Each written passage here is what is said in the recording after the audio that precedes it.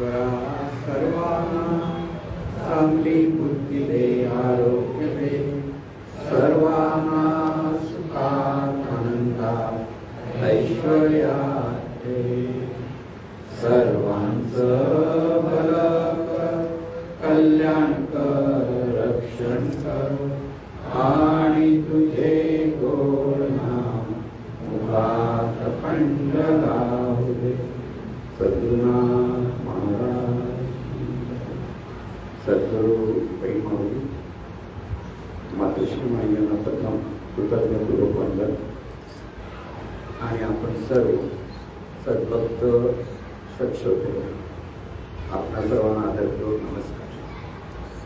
आपण जे चिंतन करीत आलेलो आहोत ते म्हणजे सद्गुरू आणि त्यांचा अनुग्रह या अंगाने ही साधकाची वाटचाल सुरू होती. ही वाटचाल सुरू होताना नेमकं नामस्मरण कसं करावं याचा जो मार्गदर्शक आहे ते म्हणजे ज्ञानेश्वर माऊलींचा हरिपाठ. तो हरिपाठ म्हणायला किंवा आपल्याकडे सर्वांकडे पद्धतच आहे, उपासनेने आपण प्रत्येक गोष्टी करत असतो.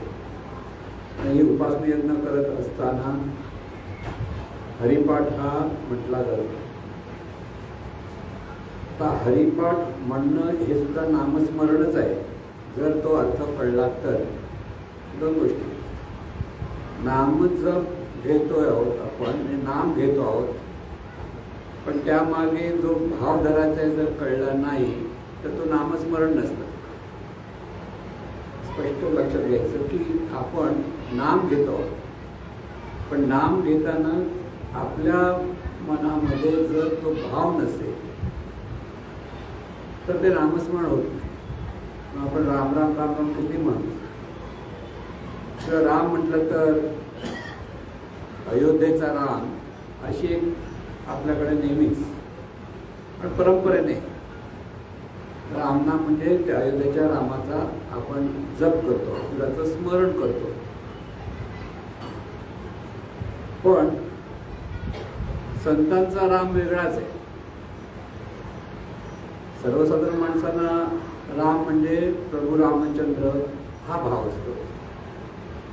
किंबहुना अनेक संतांनी तशी मंदिरही बांधली. कवी गोंदवलेकर महाराज त्यांचं एक श्रीरामाचं मंदिर आहे, किंवा रामदास स्वामी आहेत, त्यांनी पण श्रीरामाची हनुमंताची मंदिरं बांधलेली आहेत. आणि त्यामुळे सर्वसाधारण माणसाचा समज हाच असतो की प्रभू रामचंद्राचं नाव घ्यायचं म्हणजे रामाचं नाव, कृष्णाचं स्मरण करायचं म्हणजे जय जय राम कृष्ण हरी म्हटलं की झालं असं वाटतं. पण संतांना अधिक वेगळं अभिप्रेत आहे. म्हणून राम राम अवघेची म्हणती, कोणी न जाणती आत्माराम, राम तो कालचा सूत दशरथाचा, अनंत युगीचा आत्मा. म्हणजे राम म्हणजे आत्माराम हा त्याचा. आत्माराम म्हणजे अनंत युगीचं, म्हणजे हे अनंत स्वरूप, इथे आधी नाही आणि अंत नाही असं जे स्वरूप आहे ते स्वरूप म्हणजे राम. लक्षात घ्या, हा अर्थ स्पष्टपणे पूर्वी सांगितला जात नव्हता, किंवा सद्गुरूंच्या ज्या अगदी जवळचे असतील त्यांच्यासाठी सांगितला जायचं. मला वाटतं आम्ही सिमलाला गेलो होतो एकदा, आणि असं फिरत फिरत आम्ही दोघंच गेलो, इतर लोक मार्केटिंगला किंवा शॉपिंगला गेले होते. एक मंदिरासारखं वाटून तिथे गेलो होतो, आणि मंदिरामध्ये गेल्यानंतर तिथे मूर्तीच नव्हती. पण सगळेजण रामायणाचं हे घेऊन रामायणाचं वाचत, आणि त्यांचं रामायण महा सर्व शक्तिमते परमात्मनु श्री रामायण महा, म्हणजे रामायण कोण सर्व शक्तिमते परमात्मा. म्हणून तिथे ते देऊळ होतं, पण रामाची मूर्ती नव्हती, कोणाची मूर्ती नव्हती. रामायणाचं सगळ्यांकडे ग्रंथ, त्यांचे कोणी सद्गुरू होते आणि त्यांचा हा मंत्र होता. म्हणजे ते हेच सतत स्मरण करत होते. आता त्यांनी त्याला बरोबर सांगितलं असेल ना, सर्व म्हणजे बोध आहे खरा, सर्वशक्तीमध्ये परमात्मा म्हणजे हे परमात्मा म्हणजे आपण ज्याला आपण चैतन्य स्वरूप म्हणतो तो परमात्मा, त्या परमात्म्याला नाव दिलं राम आहे, त्या रामाला नमस्कार असो, सरळ अर्थ. पण आपल्याकडे हा जो अर्थ आहे तो सर्वसाधारण लोकांना पटकन लक्षात येत नाही. त्यामुळे राम किंवा कृष्ण किंवा गणपती अशी जी आपण सगुण रूपं लक्षात घेऊन आपण नामस्मरण करत असतो. सद्गुरूंचे सद्गुरू म्हणजे नारायण महाराज. आता नारायण महाराज गणपतीचं अथर्व शीर्ष जे म्हटलं जातं त्याचं सतत पारायण करायचे, बराच वेळ ते म्हणायचे. आणि अथर्व शीर्षमध्ये काय सांगितलंय, सर्व तूच आहेस. थोडक्यात म्हणजे अख्खं अथर्व शीर्ष बघितलं की जे जे आपण म्हणतो हे माझं माझं जे वाटतं की देवाचं जे जे वाटतं ते सर्व तुझं आहे तुझं आहे तुझं आहे. म्हणजे तुझं तुझं म्हणजे कोणाचं आहे, तर हे चैतन्य स्वरूपाचं आहे, परमात्मा स्वरूपाचं आहे. हा बोध तिथे असतो. आणि म्हणून सर्वसाधारण माणसं ते सर्वसाधारण साधक जे नामस्मरण करतात आणि संत जे नामस्मरण करतात त्यामध्ये फरक पडतो. कारण हा जे परमात्मा आपण म्हणतो हे जे परमात्मा तत्व असं जे म्हटलं जातं ते अनंत स्वरूप आहे एका बाजूने, आणि दुसऱ्या बाजूने ते आपल्याच ठिकाणी मी म्हणतं. जे चैतन्य स्वरूप आपण ज्याला म्हणतो ते अनंत स्वरूप आहे. आणि ह्या अनंत स्वरूपामध्ये जी जी रूपं आली त्या प्रत्येक रूपामध्ये ते चैतन्य स्वरूप आहे. आणि म्हणून ज्ञानेश्वर माऊली ते परत मार्गदर्शन करतात, देव देव म्हणून व्यर्थ काफिरसी, निज देव नेणसी मुळी कोण, देवा नाही रूप देवा नाही नाव देवा नाही गाव कोठे काही, ज्ञानदेव म्हणे भजा आत्मदेवा अखंडित सेवा करायची. म्हणजे एका बाजूने अव्यक्त निराकार नाही जे आकार जेथून चराचर त्यासी भजे म्हणतात, तर दुसऱ्या बाजूने म्हणतात म्हणे भजे आत्मदेव. म्हणजे आपल्याच ठिकाणी ते चैतन्य स्वरूप आहे, जे जाणत आहे ते चैतन्य स्वरूप, आणि तेच अनंत स्वरूप आहे. आता हा सगळा प्रकार समजून घ्यायला जरासं आपल्याला तिथे चिंतन करावं लागतं. म्हणजे परमेश्वराचं जे नामस्मरण करायचं आहे किंवा परमेश्वराचं स्मरण करायचं ज्याला म्हणतो ते आपल्याला चैतन्य स्वरूपाचं स्मरण करायचं. आणि ह्या चैतन्य स्वरूपाचं स्मरण करताना ते नेमकं लक्ष कुठे जायला पाहिजे, तर आपल्याच अंतरात. आपल्या अंतरात म्हणजे जेथे कुठे मीचे स्फुरण तेथे घडावे विठ्ठल स्मरण. म्हणजे विठ्ठल म्हणताना कुठे लक्ष पाहिजे, पंढरपूरचा विठ्ठल बघायचा नाहीये, तर आपल्या ठिकाणी मी आहे असं जे प्रत्येकाला वाटतं तिथे पाहायचं. जर असं कठीण होतं, मी आहे म्हणजे कसं पाहायचं, तर आहेचं भान घेणं म्हणजे नामस्मरण. म्हणजे नामस्मरणाचा हा जो गुह्य अर्थ आहे तो सर्वसाधारण साधकांच्या लक्षात येत नाही. अर्थात तिथे ज्यांना सद्गुरू लाभतात, जिथे सद्गुरू मार्गदर्शन करत असतात किंवा आता ज्ञानेश्वर माऊलींनी मार्गदर्शन हेच करतायत. आपल्याला सर्वसाधारण वाटतं की नाम घ्या नाम घ्या, हरिमुखे म्हणा हरिमुखे म्हणा, आणि तेवढं मग हरी हरी हरी म्हटलं की झालं.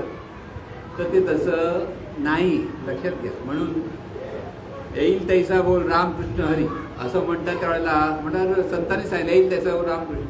माणसं बघून बघून बघून संत वेगळे वेगळे उपदेश करतात, पाहायला काय कळला नाही ना, बोल रामकृष्ण.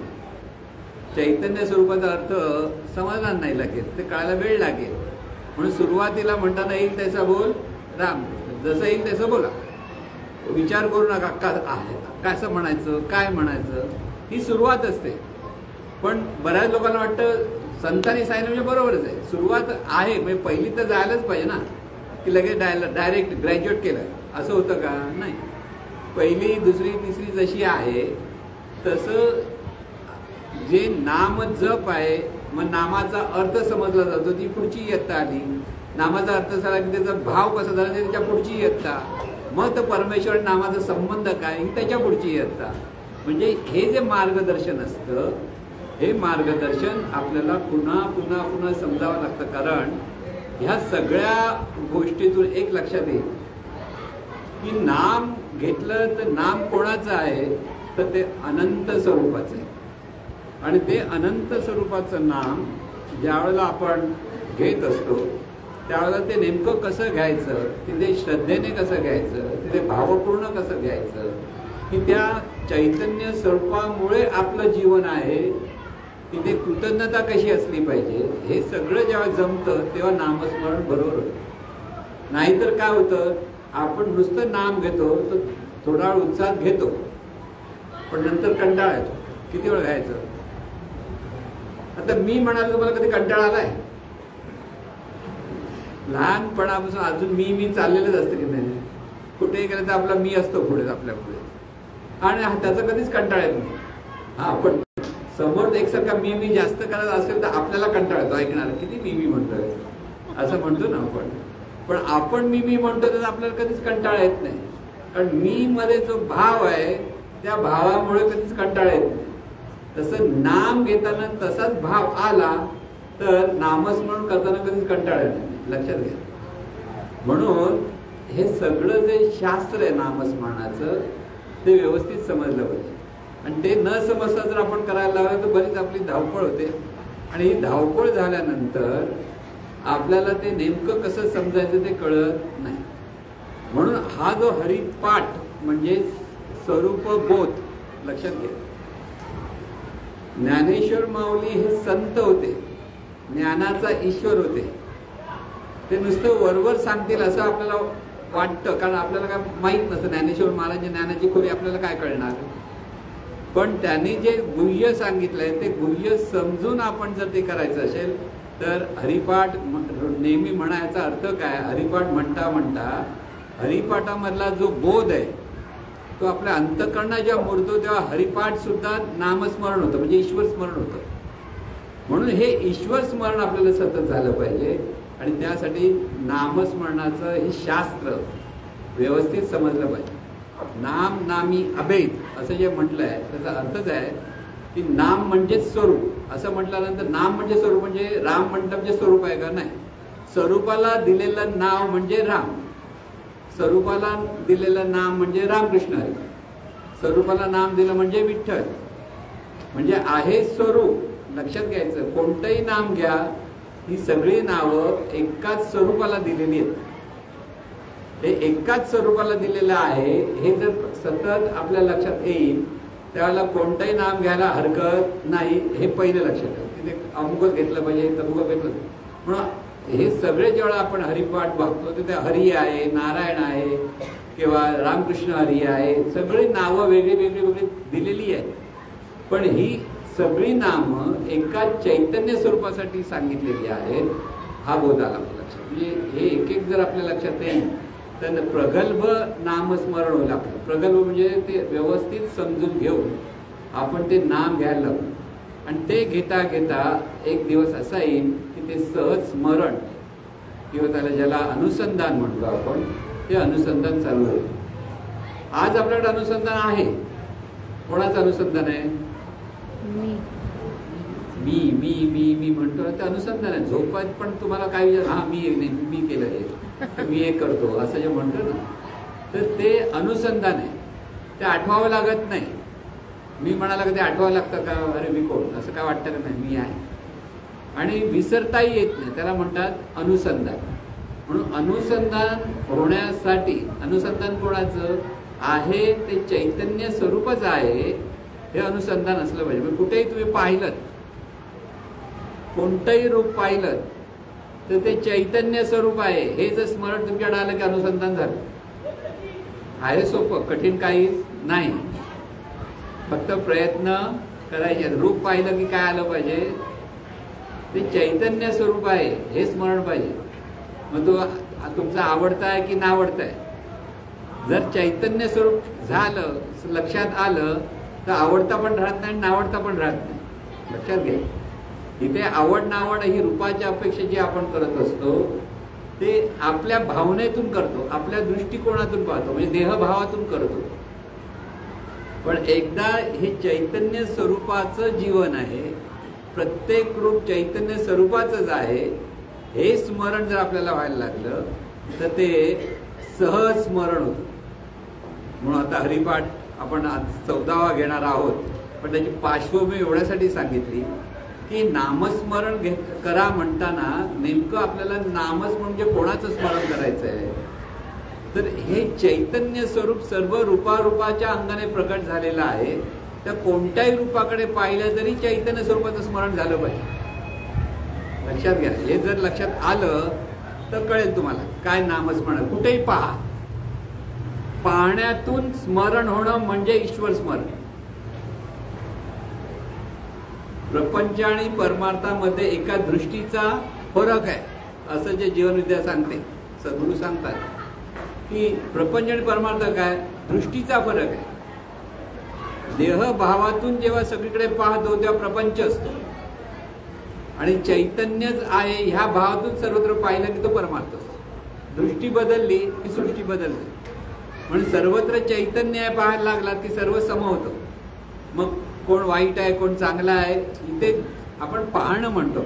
अगदी जवळ गेला तर तुम्हाला तो वाघ आहे की आणखी कोण आहे हे कळतं, पण तिथे सावध राहायचं, पण तिथे द्वेष कोणाचाच करायचा नाही. म्हणजे हे सगळं समजणं म्हणजेच ईश्वर स्मरण आहे. लक्षात घ्या, नुसतं नाम घेतलं आणि पार झाला असं काही होत नाही. म्हणून आता हे जे नामस्मरण आपण जे आतापर्यंत केलं होतं, म्हणजे नेहमी आता स्वरूप बोधच घेतो आहोत. अगदी सुरुवातीपासून आपण हेच सांगतो आहोत की हरिपाठ म्हणजे हरीचा बोध, हरीचा बोध म्हणजे चैतन्य स्वरूपाचा बोध, चैतन्य स्वरूपाचा बोध म्हणजेच आपल्या स्वतःकडे प्रत्येकाकडे मी आहे, ते जे तत्व आहे ते चैतन्य स्वरूप आहे ह्याचा बोध. हे लक्षात येईल तेव्हा खऱ्या अर्थाने नामस्मरण आपलं सुरू झालं हे लक्षात. म्हणजे नुसतं अर्थ कळला तरी अखंड स्मरण होऊ शकतं, पण व्यवस्थित समजलं पाहिजे. त्यासाठी एकसारखं नाम घ्या म्हणायची गरज नाही. तुम्हाला सतत एकसारखं तुमचं नाव घ्या सांगायची गरज आहे का? कोणी तुम्हाला एकसारखं हाक मारतोय तर तुम्हाला आता किती वेळा हाक मारतो, बस झालं ना, असं होतं ना. तुम्ही गाढ झोपल्यात आणि उठवताय एकसारखं, अरे उठ रे बाबा, नाव घेऊन उठ रे बाबा, हा उठतो म्हणून परत झोपतो ना. तिथे नामाचं एवढं आपल्याला वाटत नाही काही. तसंच जर मी आहे म्हणजे अमुक तमुक आहे हे इतकं सहज स्मरण आहे आपल्याकडे, तसं मी आहे म्हटलं की ते चैतन्य स्वरूपच आहे हे स्मरण झालं की नामस्मरण हे अनुसंधानात परिवर्तित झालं, हे लक्षात ठेवायचं. म्हणून आजचा जो अभंग आहे तो आता आपण म्हणूया. 14वा अभंग. गेल्या वेळेला आपण 13 अभंग, 13 म्हणजे सबकुच 13. आता 14व्या अभंगाकडे आपली वाटचाल सुरू झालेली आहे, तो आपण आता म्हणूया. नित्य सत्यमित हरिपाठ ज्यासी, कलिकाळ त्यासी न पाहे दृष्टी. राम कृष्ण उच्चार अनंत राशी तप, पापाचे कळप पडती पुढे. हरी हरी हरी मंत्र हा शिवाचा, म्हणती जे वाचा तया मोक्ष. ज्ञान देवा पाठ नारायण नाम, पावी जे उत्तम निजस्थान. हरी मुखे म्हणा, हरी मुखे म्हणा, पुण्याची गणना कोण करी. अभंगाचं जो शेवटचं फलित सांगितलं ज्ञानेश्वरांनी की ज्ञानदेवा पाठ नारायण नाम, पाविजे उत्तम निजस्थान. निजस्थान म्हणजे स्वरूप, की स्वरूपाची जी अनुभूती. ज्ञानेश्वर माऊली पाठ म्हणजे बोध देतं, पाठ याचा अर्थ बोध देणं. ज्ञानदेवा पाठ नारायण नाम, म्हणजे नारायणाचं नाम, आता साधा अर्थ काय, नारायण नारायण म्हटलं तर पाविजे उत्तम निजस्थान, म्हणजे तिथे स्वरूपानुभूती प्राप्त होते. म्हणजे आता हे नुसतं नारायण नारायण घेतलं तर नाम स्वरूपानुभूती प्राप्त होईल का, असं साध्या भाषेत विचार केला तर तसं होणार नाही. कारण नारायण तुम्ही मुलाला नाव ठेवता आणि नारायण नारायण कितीतरी वेळा दिवसभरात म्हणता, पण बोध का असतो, नारायण म्हटलं की तो मुलगा. भाव कसा असेल ते मी सांगतो. नारायण म्हटलं की विठ्ठल, आपल्याला देवाची नावं ठेवायची मुद्दाम पद्धत होती की तोंडामध्ये देवाचं नाव यावं यासाठी मुलानं देवाची नावं ठेवली. पण चिडली आई तर विठ्ठलाचा रे विठे आई आहे इथे, मग देव बाजूला गेला, कळलं. एक संत कवयित्री, अरे विठ्या विठ्या विठ्या अरे मायेच्या कार्ट्या, असं अभंग आहे. म्हणजे रागावत एक समजत नाही म्हणून तू मायेचा कार्टा आहेस. म्हणजे अज्ञानातून साधकाला जेव्हा कळत नाही तळमळून तिने हाक मारली, अरे विठ्या विठ्या विठ्या अरे मायेच्या कार्ट्या. हा जो प्रेमाचा भाव असतो संतांच्या ठिकाणी. पण आई पण प्रेमाने विठ्या म्हणते, पण ते मुलासाठी म्हणते, देवासाठी किंवा त्या स्वरूपासाठी तिचं काय स्मरणच नसतं. म्हणून जरीच ते नाव ठेवलं तरी तिथे नामस्मरण होत नाही. परत लक्षात ठेवा ह्या सगळ्या गोष्टी. मला आठवतं आमच्याकडे आपल्याकडे आपटे काका जे होते बदलापूरला, त्याने एक कुत्रा पाळला आणि महाराज म्हणाले तो कुत्रा कशाला पाळायला पाहिजे, आणि तो बऱ्याच लोकांना चावायचा. तिथे गेले जायचे तर बरेच लोक, तो चावायचा पटकन. आणि त्याचं नाव काय ठेवलं होतं, विठ्ठल. विठ्ठल ठेवलं होतं. आणि महाराज म्हणाले आता त्या कुत्र्याचं नाव विठ्ठल म्हणजे बघा, दोन गोष्टी लक्षात ठेवा. कुत्र्याच्या ठिकाणची जाणीव आहे ना ती दिव्य आहे. जर तुमची दृष्टी तशी असेल तर जिथे कुठेही पहा चैतन्य स्वरूप, आणि ते त्याच दृष्टीने पाहिलं तर ते नाव काय वाईट नाही. पण सर्वसाधारण माणूस कुत्र्याकडे कुत्रा म्हणून पाहतो, तो चैतन्य स्वरूप म्हणून पाहतो, आणि त्याला कुत्र्याला आपण नाव देतो विठ्ठल. म्हणजे त्याचा परिणाम कसा होईल. म्हणून गमतीच्या सगळ्या ज्या गोष्टी सांगतो आपण की खरं नामस्मरण जेव्हा करायचं असेल तर हे चैतन्य स्वरूपच आहे हा बोध असला पाहिजे. आणि म्हणून ज्ञानदेवा पाठ नारायण नाम, नारायण नाम म्हणजे नारायण म्हणजे हे चैतन्य स्वरूपच आहे हा भाव जेव्हा अखंड होतो तेव्हा हे निज स्वरूपाची अनुभूती येते. हा सरळ त्याचा अर्थ आहे. आणि तो नित्य करण्यासाठी नेमकं काय केलं पाहिजे तर सुरुवातीला सांगतात, नित्य सत्य मीत हरिपाठ जासी. अर्थ कसा लागला, सर्व काळ. नित्य म्हणजे नेहमी, सत्य म्हणजे प्रेमाने म्हणा किंवा सातत्याने म्हणा, आणि अमित, अमित म्हणजे भरपूर, म्हणजे थोडं नाही, सतत नामस्मरण करा. नित्य सत्य अमित हरिपाठ जासी. हरिपाठ म्हणजे हरिहरी म्हणणं जो भाग आहे तो नाही आहे त्याचा. ज्याला सतत हे स्मरण असेल की आहे ते चैतन्य स्वरूपच आहे ते करा म्हणतात. तो भाव तिथे आपल्याला असला पाहिजे. नित्य सत्य मीत हरिपाठ जासी. त्याला काय होईल, कली काळ त्यासी न पाहे दृष्टी. साधा अर्थ काय, कली काळ त्याच्याकडे त्याची वक्र दृष्टी होणार नाही. कली काळ म्हणजे आता कली म्हणजे संकट जिथून येतात, दुःख निर्माण होतं किंवा भांडणतंट जिथे होतं म्हणतो कली निर्माण झाला असं म्हणतो ना. हे युग कलियुग आहे म्हणतात. कलियुग म्हणजे काय, भांडणाऱ्या लोकांचं युग झालं, सतत दुःख बिक नाही. म्हणून काळ म्हणजे काय, काळ म्हणजे अंतकाळ. काळ याचे वेगवेगळे अर्थ आहेत. पण अंतकाळ म्हणजे मृत्यू. मृत्यू पण वक्रदृष्टीने पाहणार नाही. आणि कली म्हणजे अतिशय अनिष्ट असं चिंतन आपण तोही वक्रदृष्टीने पाहणार. म्हणजे अर्थ समजून घ्या. आता ज्ञानेश्वर म्हणून काय सांगतात की सतत हे जर दिव्य स्वरूपाचं स्मरण असेल किंवा ते सतत स्मरणाचा जसा अभ्यास करतो की आहे ते चैतन्य स्वरूप आहे, आहे ते चैतन्य स्वरूप आहे. प्रत्येक रूपाकडे पाहिलं की लक्षात घ्यायचं काय, चैतन्य स्वरूप आहे. स्वतःकडे पाहिलं तर काय लक्षात घ्यायचं, चैतन्य स्वरूप आहे. हे सतत स्वतःच्या ठिकाणी चिंतन करणं म्हणजे ईश्वर चिंतन. ईश्वर चिंतन हे जर सतत असेल तर जो साधक सतत स्मरण करत असेल त्याच्याकडे दुष्टपणाचे विचार येणार नाहीत, कोणाचा वाईट भाव म्हणून विचार येणार नाहीत, कोणाला वेड्यावाकड्या शिव्या देण्याचं इच्छा होणार नाही. लक्षात घ्या, हे जर स्मरण असेल तर काय होईल, ही दृष्टी त्या नामधारकाची बदलेल. बाहेरून वाईट होईल हे होईल हा भाग नाही म्हणत आहे.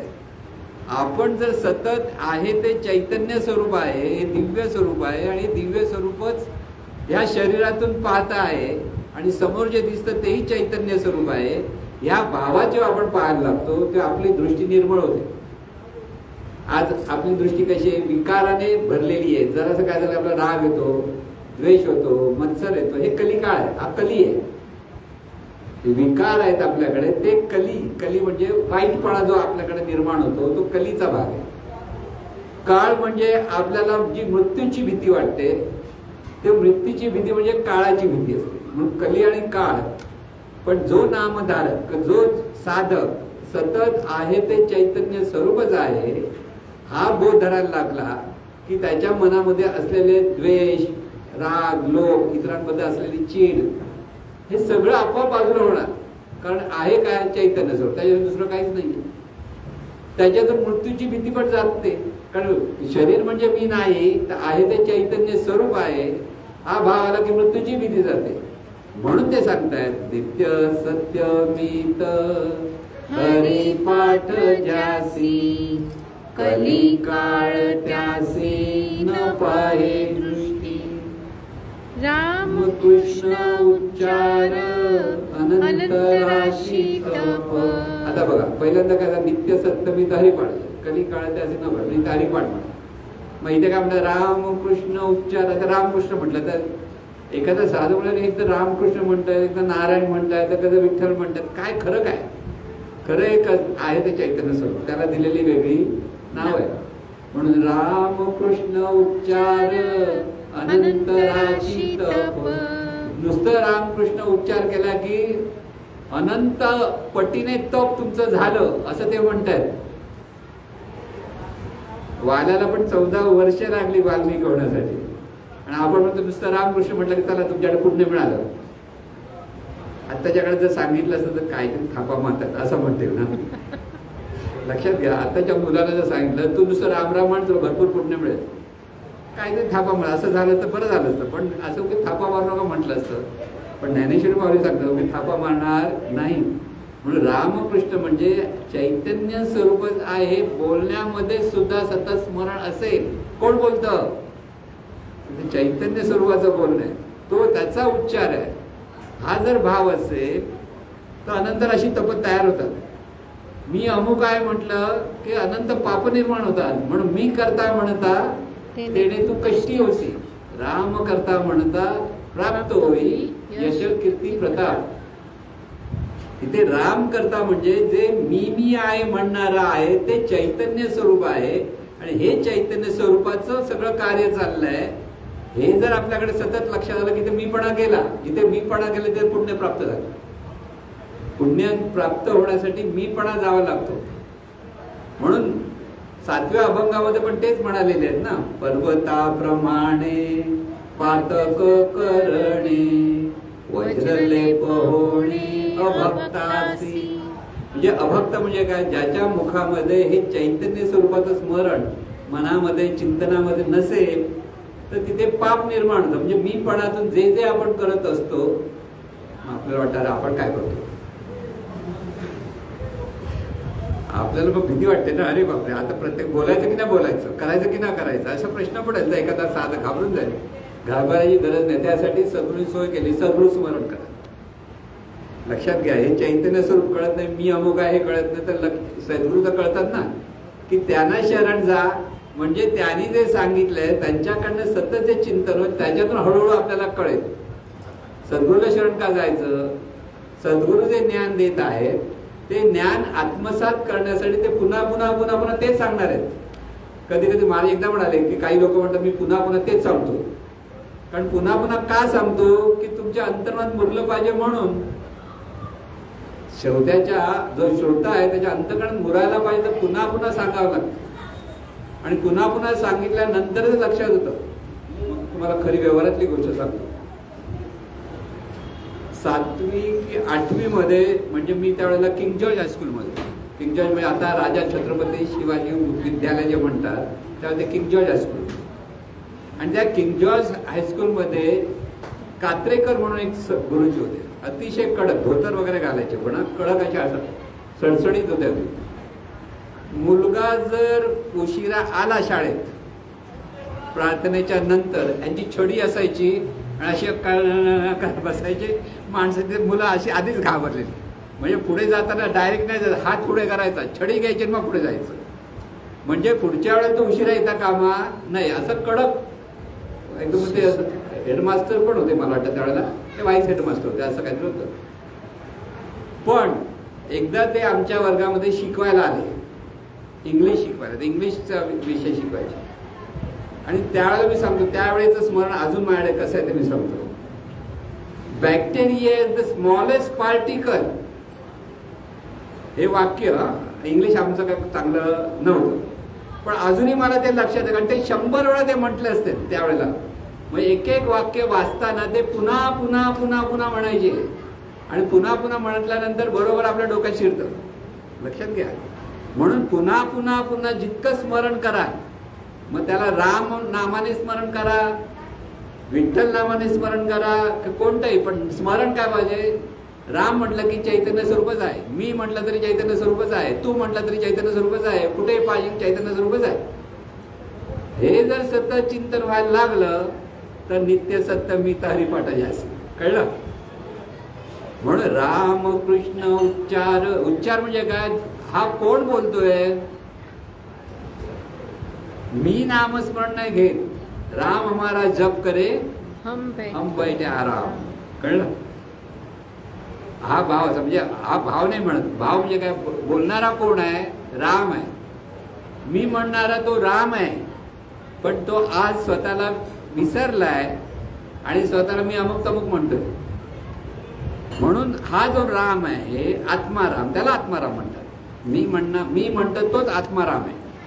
आणि हा जो आत्माराम आहे तो जर उच्चार करायला लागला, तो जर उच्चार काय म्हणतो, राम कृष्ण उच्चार अनंत राशी तप पापाचे कळप पळती, ते पापाचे कळप आपोआप पळत.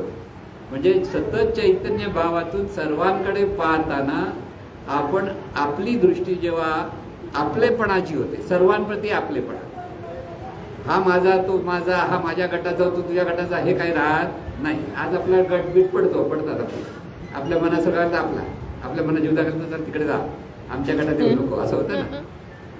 पण एकदा तुम्ही जर हे चैतन्य भावातून सर्वत्र ही ईश्वरी शक्तीच नांदते, हे चैतन्य स्वरूपच नांदते म्हटलं की सगळे आपलेच, एकाच गटाचे सगळे, तिथे वेगळे वेगळे पक्ष नाही. म्हणजे या सगळ्या राजकारणी लोकांना जर हे कळलं तर सगळे पक्ष बाजूला होतील की नाही, कोणावर ईडी बिडी काय येणार नाही की नाही. आज आपल्या पक्षाचा तर चांगला, दुसऱ्या पक्षाचा आला की त्याला ईडी लावायला होतं ना आज असं. म्हणजे इथे हा जो भेदभाव आहे तो भेदभाव दूर गेला पाहिजे. म्हणून रामकृष्ण उच्चार म्हणजे जो राम जो बोलतोय तो राम आहे, तो जो उच्चार त्याच्याकडनं आला तर सगळ्या एकदम तप, भरपूर मोठं तप केल्याचं पुण्य मिळतं आणि आपल्या जीवनामध्ये असलेल्या अनिष्ट कर्मापासून आपली सुटका होते. कशावरून? वाल्याची सुटका झाली त्याच्यावरून. वाल्याने आपल्यापेक्षा भरपूर पाप केलं, आपण खूप पुण्यवान आहोत, आपण एकही माणूस मारलेला नाही ना. आपल्या हाताखाली मच्छर आली तर आली, मारता मला ती पण पळून जाते, होतं की नाही. पण त्याने एवढी घडाभर मारलेली होती माणसं, तरी सुद्धा नुसतं या रामनामाने त्याचं परिवर्तन झालं. त्याची पाप म्हणजे त्याच्या मनामधले असलेलं अनिष्ट चिंतन बाजूला झालं आणि तो रामस्वरूप झाला. हा जो रामस्वरूप होणं, म्हणून रामकृष्ण उच्चार म्हणजे रामस्वरूप होऊन बोलणं, असं ज्यावेळेला आपल्याकडे व्हायला लागेल त्यावेळेला अनंत राशी तप होतं, म्हणजे अनंत पटीने पुण्य निर्माण होतं. आणि अनंत पटीने पुण्य निर्माण झालं की जे आपल्याकडे पूर्वजन्माची जी काही असतील चुकीची कामविम झालेली, त्याच्यात तुमची सुटका होते. म्हणजे किती बरं वाटेल ना, अरे हे झालं, बाजूला झालं. म्हणून राम कृष्ण उच्चार अनंत स्वरूपच आहे आणि ह्या चैतन्य स्वरूपाचं सगळं जीवन आहे. हे जर सतत लक्षात राहील तर ही मरणाची भीती राहत नाही. तर हरी हरी हरी मंत्र हा शिवाचा. शिवाचा म्हणजे दिव्य स्वरूपच आहे म्हणजे हरी, हे कळलं पाहिजे. जसं मग नाव सांगा, हरी म्हणाले, रामकृष्ण म्हणाले.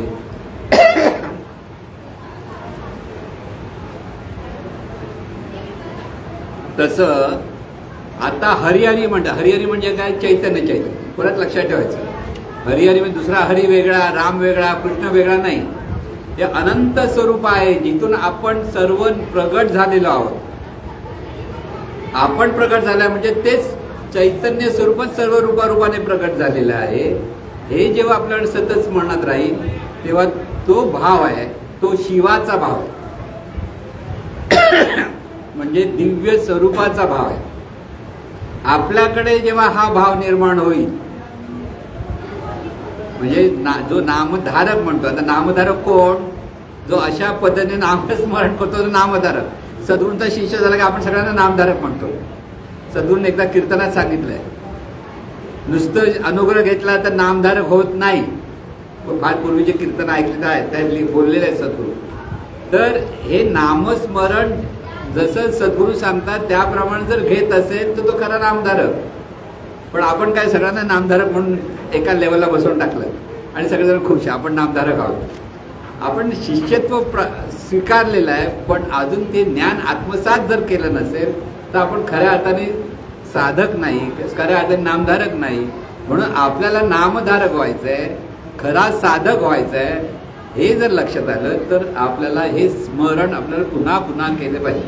म्हणून हरी हरी हरी मंत्र हा शिवाचा, म्हणती जेवाचा तया मोक्ष. म्हणून हे लक्षात घेऊन हरी होऊन हरिमुखे म्हणा म्हणतोय. सतत हरी म्हणतोय, हरी हरी म्हणा. कोण हरी आहे? तो हरी. मी हरी नका म्हणू. मी हरी म्हटलं की गोंधळ होतो. जो आहे, जे आहे, पाहता ऐकता बोलतं ते मी नाहीये, ते हरी आहे. हरी आहे म्हणजे चैतन्य स्वरूप आहे. म्हणून हा जो भाव येतो तेव्हा तिथे मोक्षप्राप्ती म्हणजे अज्ञानातून मुक्त होतो. आपल्याकडे आज जे अज्ञान आहे, मी अमुक आहे, मी असा आहे, मी या जातीचा आहे, मी या धर्माचा आहे, मी या पंथाचा आहे, पक्षाचा आहे, इथे आपण सगळे आपलं कर्म चुकवतोय. मी आणि माझं, तुझं माझं, ह्याच्यात जे अडकलेलो आहोत आपण. त्यामुळे आपल्या ठिकाणी आपलं कर्म चुकतं आणि कर्म चुकल्यामुळे कर्माचं फळ कर्मात, ह्या अंगाने आपल्याला अनिष्ट फळ बऱ्याच वेळा मिळतं. म्हणून बऱ्याच वेळा आपण सुखी असतो, बऱ्याच वेळा दुःखी असतो. हे दोन्ही गोष्टी होतात, ते आपलं कर्म आहे. त्याला कारण कर्म का? कारण आपण नेमकं आपल्याकडे तो आपण कोण आहोत हा भाव नाहीये, म्हणून ते कर्म चुकतं. म्हणून हे सतत स्मरण असलं पाहिजे. आहे ते हे सर्व चैतन्य स्वरूपाचं आहे. म्हणून हरी हरी हरी मंत्र हा शिवाचा, म्हणती जेवाचा तया मोक्ष. ज्ञान देवा पाठ नारायण नाम, पाविजे उत्तम निज स्थान. म्हणजे खऱ्या अर्थाने आपल्याला जर हे स्वरूप अनुभूती, त्यासाठी स्वरूप स्मरण करावं लागतं. आणि हे स्वरूप स्मरण सतत सातत्याने नित्य सत्यमित हे सतत असलं पाहिजे. थोडा वेळ राम राम म्हटलं की पाहिजे, आता थोडा बोलला तर जाऊया आपण, चला पिक्चर बघूया, टीव्ही बघूया, वाटतं ना बाजूला. किती वेळ काय राम राम म्हणायचं? काही लोकांना बघा तुम्ही म्हणा अरे चल अर्धा तास बसूया. अर्धा तास 5 मिनिटं पण नाही बसत तिथे. 3 तास पिक्चर मस्त बघतो. 3 तासाचा पिक्चर असतो ना, जरा पण कंटाळा येतो, हा करून बघत असतो. तिथे रडला की मी रडतो, तो हसला की मी हसतो. म्हणजे वेळा झालेला असतो ना. म्हणजे समोरचा रडला की आपण रडतो. पिक्चरमध्ये रड असेल तर तिथे मोठमोठ्या काही विनोदाने ते हसतात, मग आपणही हसतो. म्हणजे आपला कंट्रोल आपल्यावर नसतोच. आपण तिथे फक्त त्या गोष्टीत वाहत जातो. पण नामस्मरणाला 20 मिनिटं बस म्हणतात महाराज. ते नामस्मरण 20 मिनिटं पण होत नाही. म्हणून हे नामस्मरण म्हणजे नेमकं काय कळलं पाहिजे. समोरच्या पिक्चरपेक्षा अत्यंत मधुर असं हे स्मरण आहे की आपल्या जीवनाचं कोट कल्याण करणारं हे स्मरण म्हणजे दिव्य स्वरूपाचं स्मरण, चैतन्य स्वरूपाचं स्मरण आहे. आणि हे स्मरण कसं करायचं, ते नाम कसं घ्यायचं हे सद्गुरू शिकवतात. हे ज्याला कळलं त्याचं नामस्मरण अखंड असतं आणि अनुसंधानातून तो जीवन जगतो आणि त्यावेळेस त्याला खऱ्या अर्थाने तो सर्व अज्ञानातून मुक्त होतो, त्याला सर्व अनिष्ट चिंतनातून मुक्त होतो, त्याला सर्व सुखाचा सतत अनुभव येत असतो. आणि हे सगळं व्हायला हवं असेल तर हरी मुखे म्हणा, हरी मुखे म्हणा, पुण्याची गणना कोण करी. सद्गुरुनाथ महाराज की जय. हे ईश्वरा सर्वांना चांगली बुद्धी दे, आरोग्य दे, सर्वांना सुखात आनंदात ऐश्वर्यात ठेव. सर्वांचं भलं कर, कल्याण कर, रक्षण कर आणि तुझे गोड नाम मुखात खंडरा